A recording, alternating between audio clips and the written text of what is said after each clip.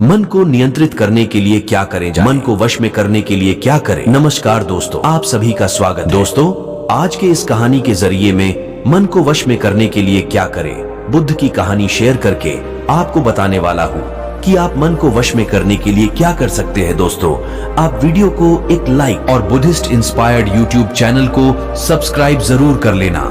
ऐसे ही motivational video देखने के लिए और कमेंट मी नमो बुधाइये नमा जरूर लिखना। तो बिना समय को गंवाए चलिए जानते हैं कि हम सब मन को वश में करने के लिए क्या कर सकते हैं। अगर आप इस कहानी के पीछे के तर्क को समझ लें तो आपका दिमाग काबू में हो सकता है। जब मैंने पहली बार यह कहानी पढ़ी तो मुझे इसका तर्क समझ में नहीं आया, लेकिन इसकी भावना प्रेरणादायक। एक बार महात्मा बुद्ध किसी नगर से गुजर रहे थे। बुद्ध की नजर एक कपड़ा व्यापारी पर पड़ी जो उदास और निराश दिख रहा था। बुद्ध उसके पास गए और पूछा, हे भक्त, तुम इतने दुखी क्यों हुए थी? आप मुझे अपनी चिंता के बारे में बताएं तो मैं आपकी मदद कर सकता हूं। कपड़ा व्यापारी ने बुद्ध को प्रणाम किया और उन्हें अंदर आमंत्रित किया। व्यापारी ने कहा कि जब से मेरी पत्नी की मृत्यु हुई है तब से मेरे छोटे बेटे की देखभाल के लिए घर पर कोई नहीं है, इसलिए मैं हमेशा उसे अपनी दुकान पर लाता, लेकिन वह मेरी दुकान पर आने वाले हर ग्राहक की पगड़ी उतार देता है और कभी कभी उनका बैग उठाकर बाहर फेंक देता है। मैंने डांटा को बहुत समझाने की कोशिश की, लेकिन वह नहीं समझा। उसकी हरकतों से मेरे सभी ग्राहक अपमानित महसूस करते हैं और वापस चले जाते हैं। बुद्ध ने कहा, मैं तुम्हारी मदद कर सकता हूं, लेकिन तुम मुझसे वादा करो कि तुम मेरे किसी भी काम में हस्तक्षेप नहीं करोगे, न ही कोई सवाल पूछोगे। व्यापारी बुद्ध से एक वादा करता है। अगले दिन बुद्ध पगड़ी पहन ग्राहक की तरह बैठे। व्यापारी के बेटे ने आकर बुद्ध की पगड़ी उछाल दी।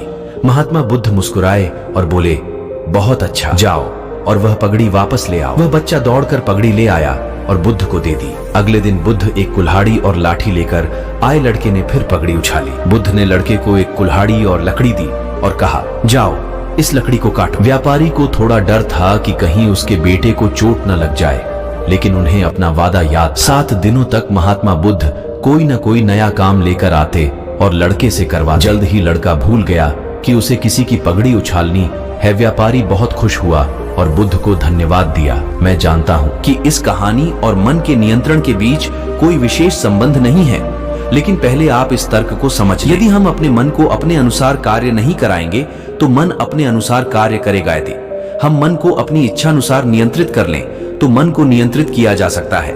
मन 2 तरह से काम कर सकता है। पहला, मन अपनी इच्छा अनुसार काम कर सकता है, या दूसरा, हम मन से अपनी इच्छा अनुसार काम करा सकते हैं। बुद्ध से मिलने से पहले लड़के का मन और मस्तिष्क अनियंत्रित रूप से उसकी इच्छा के अनुसार काम कर रहा था, लेकिन बुद्ध ने लड़के से अपनी इच्छा के अनुसार काम कराया, जिससे उसकी आदतें बदल गई। हम आशा करते हैं कि आपको बुद्ध की यह कहानी पसंद आई होगी और ऐसी ही मोटिवेशनल स्टोरी देखने के लिए हमारे YouTube चैनल को सब्सक्राइब जरूर कर लेना।